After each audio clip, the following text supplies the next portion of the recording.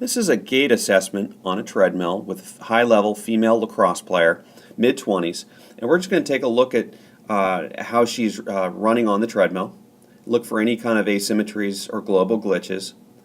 We're going to watch her at real time. Take advantage of some of the features and tools of Kcap Pro.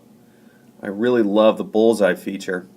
What I do is I center it right on the hip, pull it right down to ground level, and I'll actually watch the stride length and look for asymmetries, and you'll see that wonderful color-coded grids give you great quick reference guides as far as any kind of asymmetry in motion.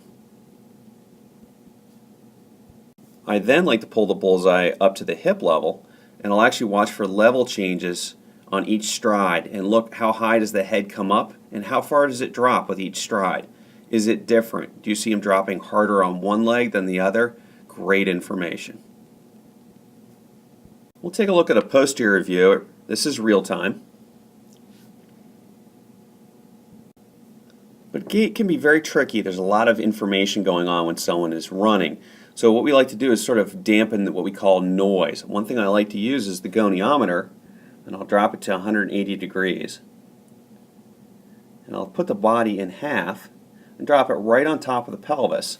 And I'm just going to go frame by frame and look at lower half, lower extremities, just for looking at any kind of global glitches. Do they shift harder to one side? Sometimes I'll even put markers on the back of the hip, on the PSIS, and see if there's any kind of deviation. The postural grid is a great tool where, one, we can segment the body in half and kind of watch for drift and seeing if their body drifts harder to one side than the other.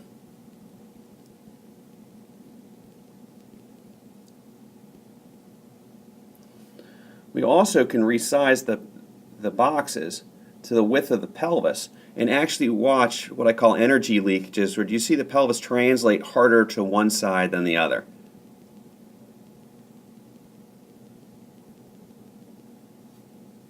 One of the big rocks that I'm picking up on with her is that if we watch her pelvis translate hard to the left, when it strikes it really kicks out to the left.